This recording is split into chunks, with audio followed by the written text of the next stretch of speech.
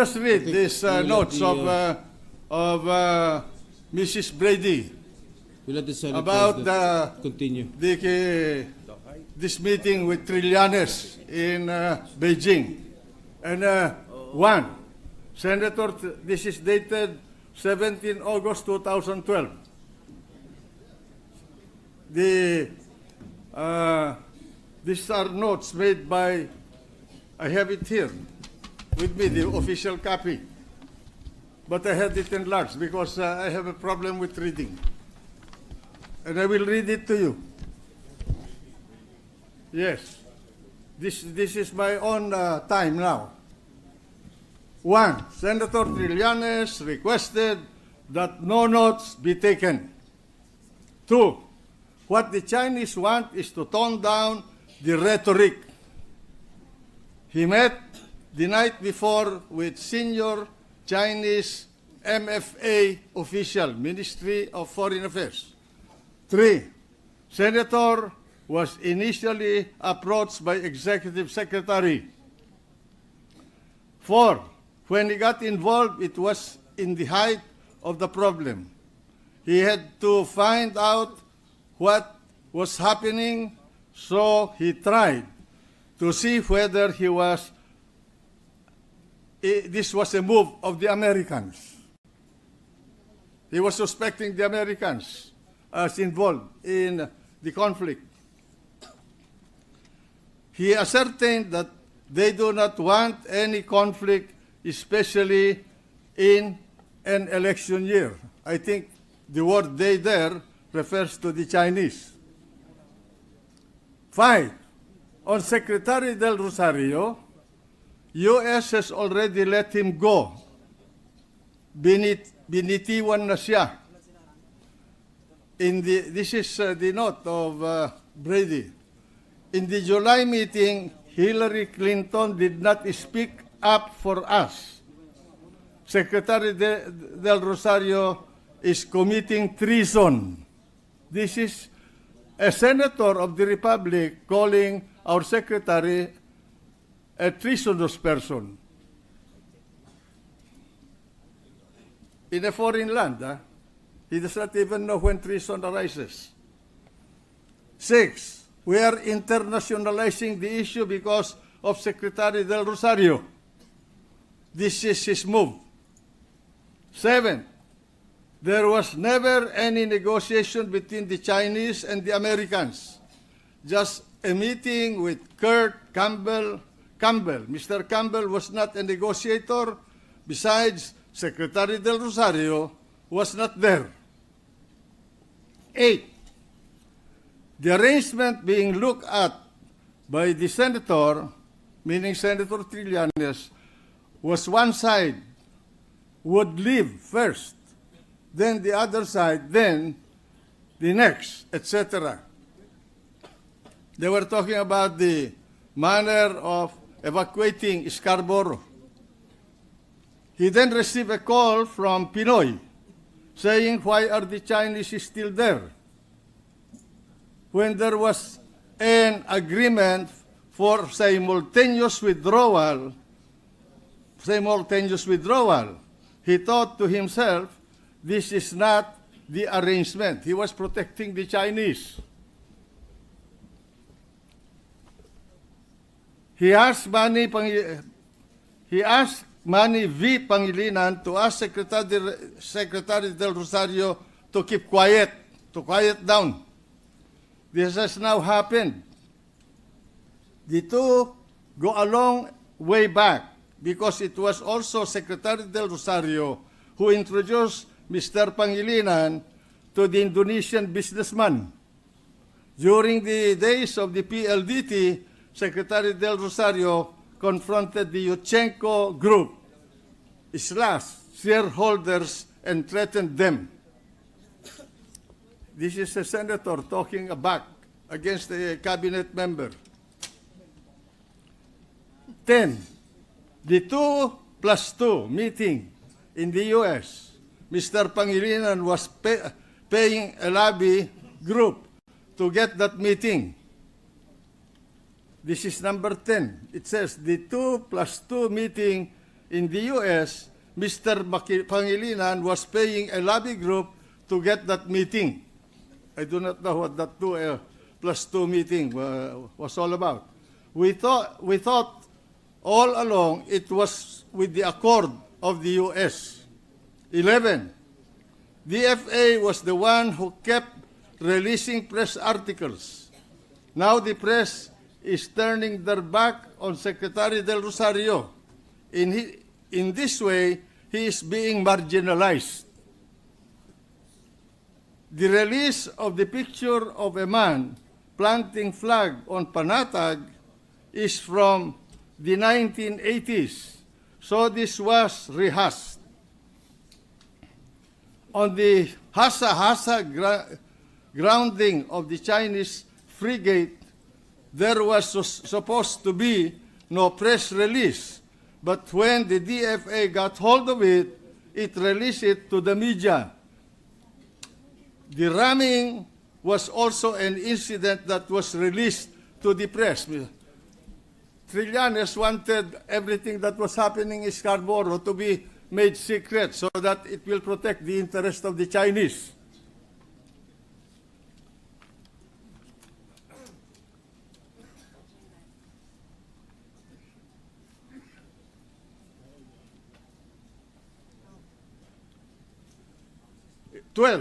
Mr. Pangilinan and Secretary Del Rosario wanted to create an event.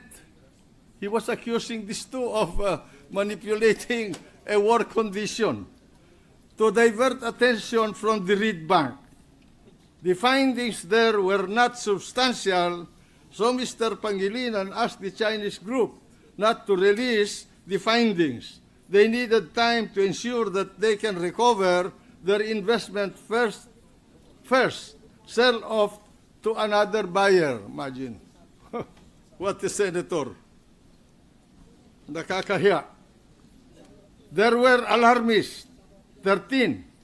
There were alarmists in the palace meeting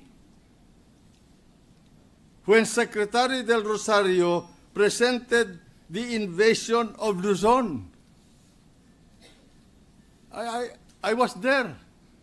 This is not a total falsehood.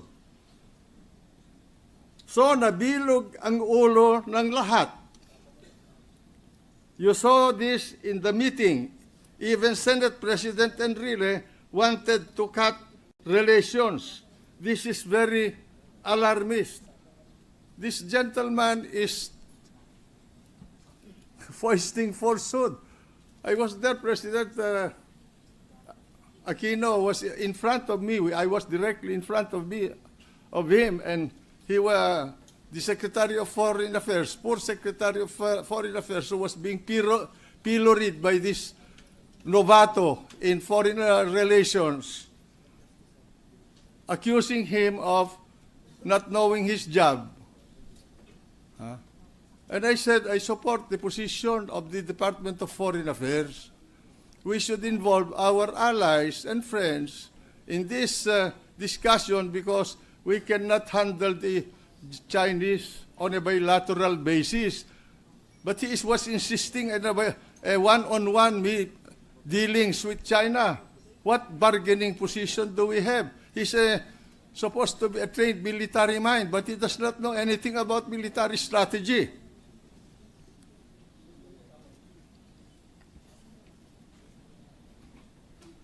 The senator was inquiring, this is Brady talking, on which officials could visit China.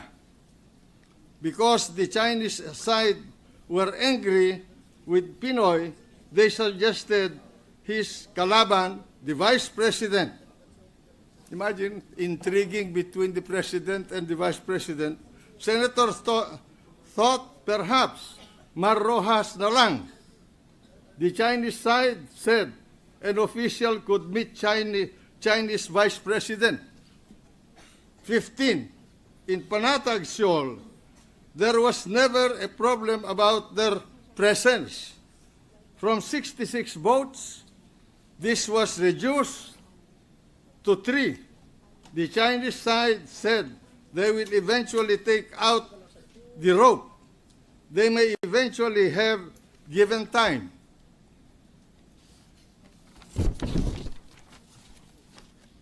"16. This is his 12th, according to Mrs. Brady. That was his 12th meeting with the Chinese. Senator Trillanes has been quietly, secretly, clandestinely meeting with the Chinese about the Scarborough and the South China or the West Philippine Sea. Pinoy called the senator when he saw that the Chinese did not keep their word to withdraw. Pinoy did not know of the arrangements being made by the senator." Imagine talking to an enemy of a potential enemy of this country 16 times. What did he discuss with these people? Who initiated the discussion? Did he? Or did they? Did they pay for his trip to Beijing? Huh? He should answer. That's why he could not be here, because I'm going to ask him. My God, this guy is a fraud.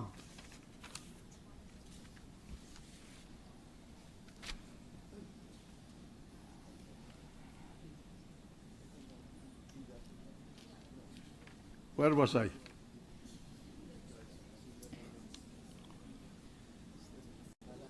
Pinoy gave his clearance to pursue.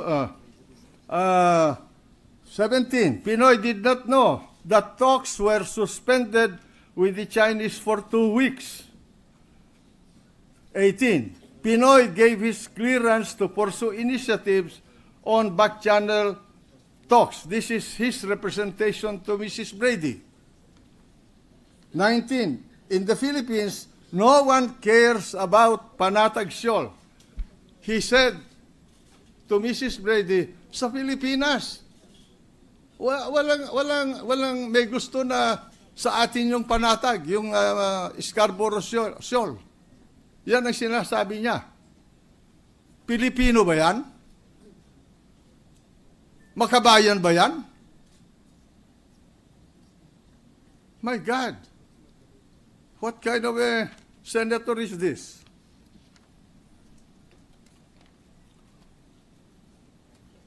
China was never going to put up a station there. Yun ang sinabi niya. Sinabi ni Trillanes. He was speaking for China. If China wanted to, they would have done so already. That was his position. He did not realize that the whole China Sea is being claimed by China. And yet he claims to be an expert in international law, expert in security, expert in geopolitical struggle, expert in foreign relations. About Sancha City and the garrison, their senator, meaning Trillanes, said, we also have garrison in KIG. I think this is Kalayaan Island group.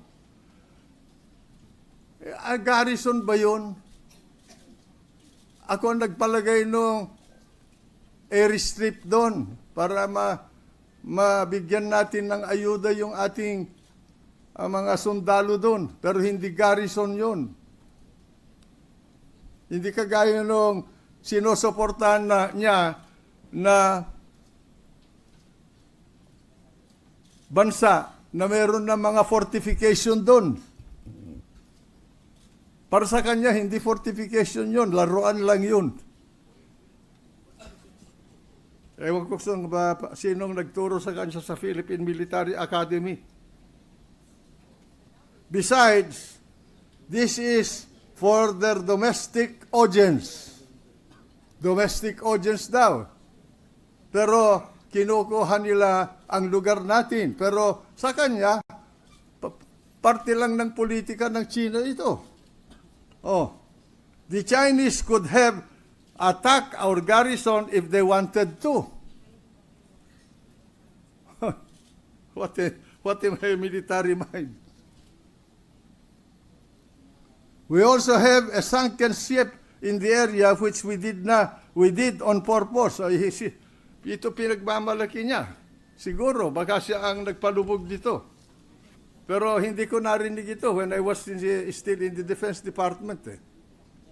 Hanggang ngayon ko lang narinig ito.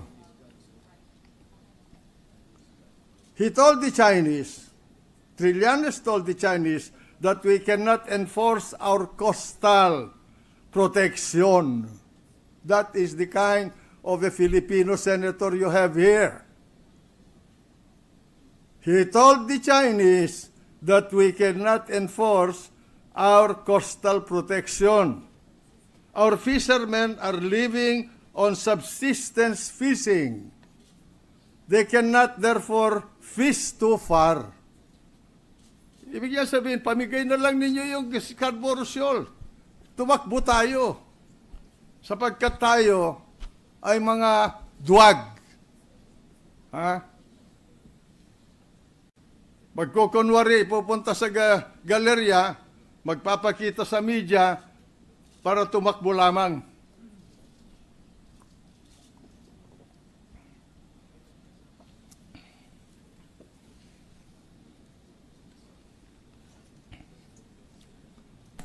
The Philippine side did not make gapang the ASEAN, which the Chinese did.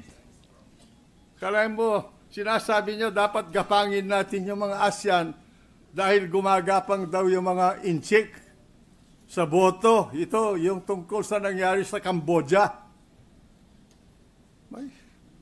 Ano pa kialam nitong senador na ito sa foreign relations natin? This guy is involving us with a major problem. He asked Secretary Del Rosario if we could give this space in the ASEAN meeting because we did not do this preparation. He wanted to become the Secretary of Foreign Affairs, to superimpose his mind to the judgment of the duly designated and appointed shaper of foreign policy for the country.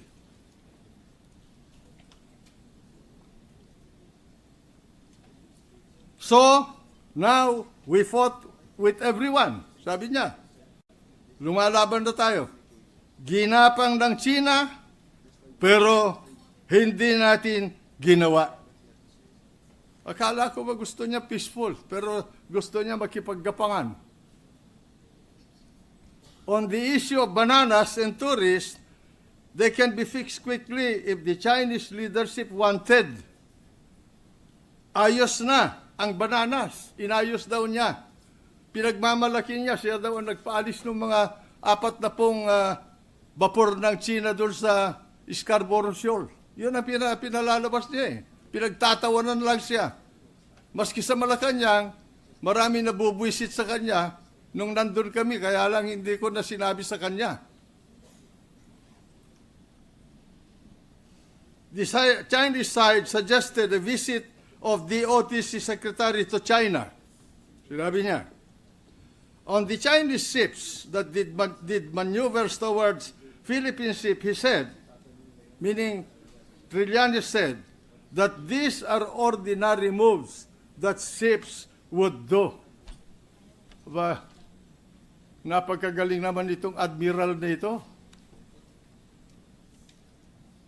Senator was saying, meaning Senator Trillanes was saying that Del Rosario should be replaced by Mar Rojas.